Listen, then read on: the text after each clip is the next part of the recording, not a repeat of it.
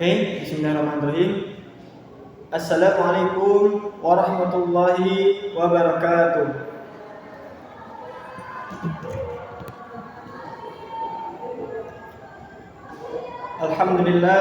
Alhamdulillahi rabbil alamin. Assalatu wassalamu asrafil anbiya'i wal mursalin wa ala alihi rasulillahi ajma'in. Amma ba'du. Allahumma sholli ala sayyidina Muhammad wa ala sayyidina Muhammad. Pertama, marilah kita panjatkan, marilah kita haturkan puji beserta syukur kita kehadirat Allah Subhanahu wa taala yang telah memberikan kita nikmat dan karunia sehingga kita bisa berkumpul di lokal baik ini. Salawat dan salam kita haturkan kepada Nabi besar kita, Nabi tercinta kita, Nabi Muhammad sallallahu alaihi wasallam. Allahumma shalli ala sayyidina Muhammad wa ala alihi sayyidina Muhammad, yang telah membawa kita dari zaman jahiliyah menuju zaman Islamiyah seperti kita rasakan pada saat ini. Yang saya hormati atau yang terhormat dosen pengampu kami mata kuliah Psikologi Pendidikan, yaitu Profesor Dr. Idi Warsa MPDI. Yang terhormat atau yang kami hormati asisten dosen, yaitu Mem Nastiti. Perkenalkan, nama saya Ilham Wahyu Hidayat. Di sini saya adalah mahasiswa IAIN Curug, Fakultas Tarbiyah, Prodi Program Studi Pendidikan Agama Islam. Di sini saya akan mempresentasikan hasil penelitian saya, mempresentasikan judul yang diberikan dosen kami, yaitu judulnya motivasi murid dalam belajar. Itu adalah motivasi. Yang pertama, pengertian. Apa itu pengertian dari motivasi belajar seorang murid? Motivasi belajar seorang murid adalah suatu dorongan atau dorongan yang memberikan murid tersebut supaya ingin menjadi tekun dalam belajar. Itu pengertian dari motivasi belajar seorang murid. Motivasi belajar seorang murid.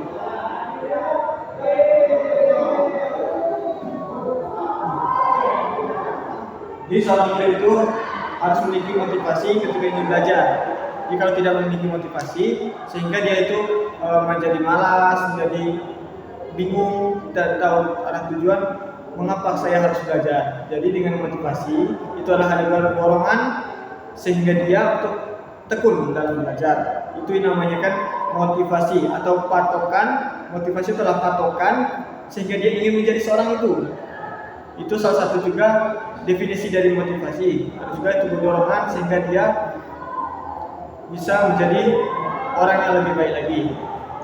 Motivasi belajar seorang murid itu dibagi menjadi dua aspek. Yang pertama adalah motivasi intrinsik dan yang kedua adalah motivasi ekstrinsik.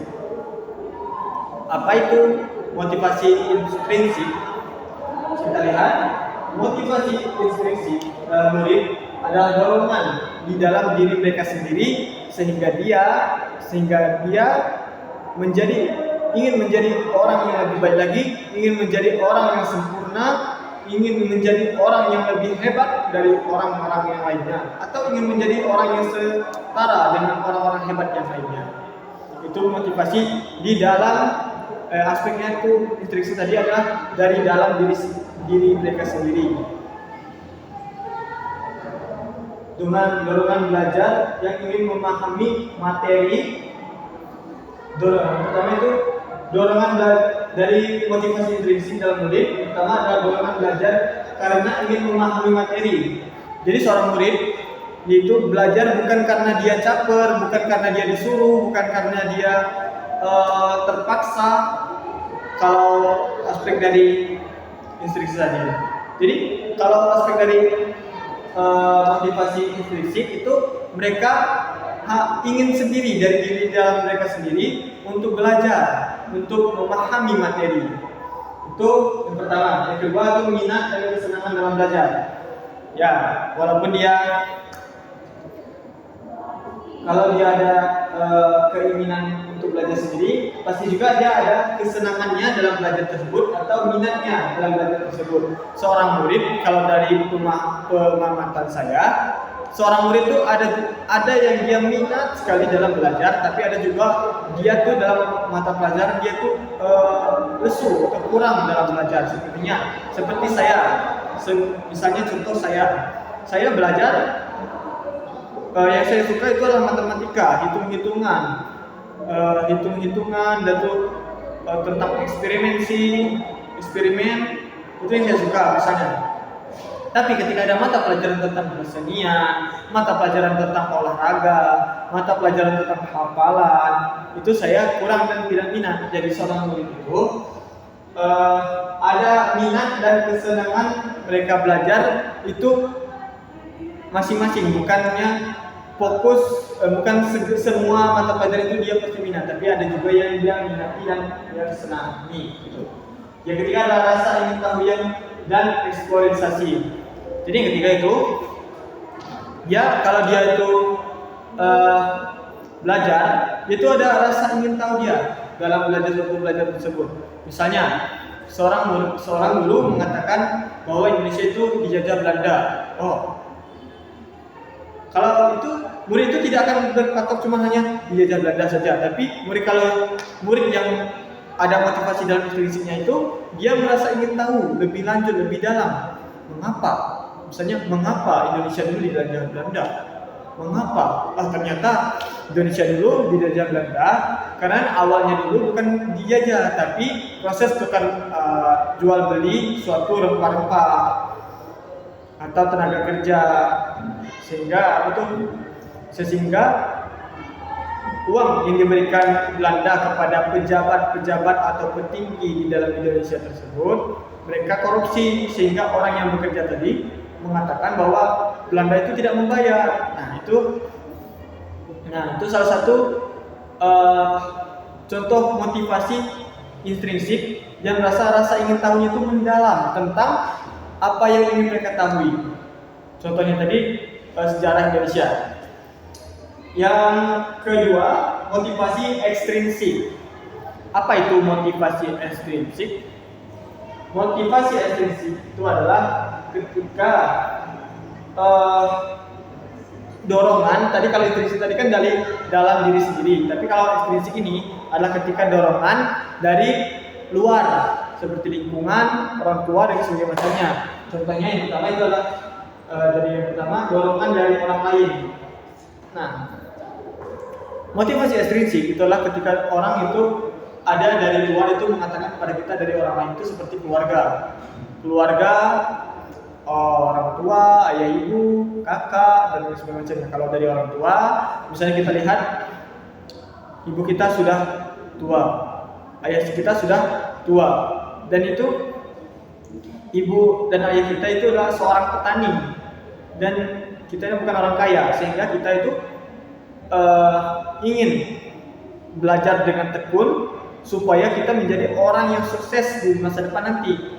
Makanya ini termasuk dalam motivasi ekstrinsik. Karena orang lain itu kalau dari orang tua, kalau dari kakak bisa kita lihat, kalau kakak dulu juara, kakak kita dulu juara di kelas, aktif di kelas, sering belajar, diapresiasi. Nah, maka kita itu ingin seperti patokan dari kakak kita. Kakak kita itu adalah artinya kalau kita berprestasi, orang akan membuat begitu juga kepada kita. Makanya itu termasuk dari motivasi ekstrinsik. Yang kedua, ada tekanan dari lingkungan sekitar. Nah, kalau tekanan dari lingkungan sekitar itu sama seperti dari yang pertama tadi. Kalau yang pertama tadi kan dorongan dari orang lain itu memberikan dorongan kepada kita supaya untuk belajar lebih giat lagi. Seperti orang tua kita mengatakan Nah, belajarlah lebih tekun, belajar ini supaya kamu hidupnya enak. Nah itu. Kalau nomor 2 ini tekanan dari lingkungan sekitar, itu tekanan kalau kita susah. Kita dalam keluarga kita ini orang yang susah. Kita dalam keluarga ini kita orang yang susah. Jadi kita tuh ada tekanan sehingga kita ingin tetap belajar dengan tekun, sehingga kita ingin berubah menjadi orang yang susah dulu menjadi orang yang senang kemudian di masa depan nanti. Makanya kita tuh termotivasi untuk tetap belajar, termotivasi untuk tetap menekuni pelajaran kita, sehingga kita menjadi orang sukses di kedepannya nanti. Itu yang kedua. Itu beda dari yang pertama, yang kedua tadi. Yang ketiga adalah adanya hadiah, pujian orang lain yang didapatkan. Nah, ketika adanya hadiah dan pujian orang lain yang didapatkan, kita itu seperti ada patokan kepada orang tersebut. Kita misalnya ada kawan kita itu mendapat juara 1 di kelas tentang siswa yang aktif, siswa yang rajin, siswa yang ini. Nah, ketika kita bertamu dengan dia, kita melihat orang tuanya memberikan hadiah, memberikan pujian kepada anaknya. Anakku pintar banget, memberikan hadiah berupa baju atau semacamnya, buku pena, dan itu jadi otomatis kita tuh, kalau saya menjadi orang yang pintar, kalau saya menjadi orang yang aktif di kelas, saya akan mendapat juga seperti kawan saya tadi. Jadi ada dorongan kepada kita untuk menjadi seorang tersebut. Jadi termotivasi dari luar, termotivasi ekstrinsik tadi. Yang ketiga, intinya motivasi intrinsik itu di dalam diri kita, sedangkan ekstrinsik itu adalah dorongan dari orang lain, baik itu tekanannya, baik itu kita melihat hadiah pujian dari orang lain sehingga kita menjadi ingin seperti dia, baik itu adalah dorongan perkataan dari orang lain. Itu motivasi ekstrinsik. Mengapa murid harus ada motivasi dalam belajar? Nah, itu adalah pertanyaan yang sangat menarik dan pertanyaan yang sangat membuat kita bertanya-tanya, ya kan? Yang pertama adalah sebagai pendorong atau penggerak. Jadi kalau kita belajar, kita harus ada motivasi kita dalam belajar sebagai pendorong atau penggerak kita untuk dalam belajar. Kalau kita nggak ada motivasi dalam kita belajar, mungkin kita tuh belajar, yaudah catat-catat aja tanpa kita memahami, ini aja kita jalani aja tanpanya adanya tujuan mengapa kita harus belajar. Itu sebagainya. Itu mengapa kita harus ada motivasi dalam belajar. Yang pertama. Yang kedua adalah sebagai pengarah tujuan. Nah, itu yang saya katakan tadi. Ketika kita mendapatkan motivasi dalam belajar, kita ada tujuan mengapa kita harus belajar. Misalnya tadi tujuannya saya belajar, tujuan saya untuk menjadi orang sukses, membahagiakan orang tua, memberikan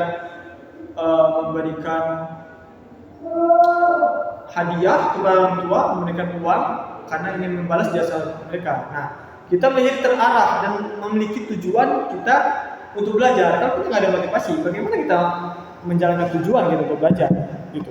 Kita harus ada tujuan terlebih dahulu untuk belajar. Yang ketiga, meningkatkan fokus dan strategi. Jadi kalau kita ada motivasi, kita akan lebih fokus. Tidak hanya dipengaruhi oleh beberapa faktor fokus seperti makan makanan di pagi hari untuk kita fokus dan semacamnya. Nah, tapi motivasi juga bisa meningkatkan fokus dan strategi kita untuk belajar berkembang. Nah, jika kita ada motivasi, kita akan lebih lebih ada tujuan tadi, jadi lebih fokus dan dari orang lain sehingga kita menjadi sukses orangnya. Pokoknya menjadi fokus lagi. Yang keempat adalah menentukan hasil belajar. Jadi kalau kita ada motivasi, kita itu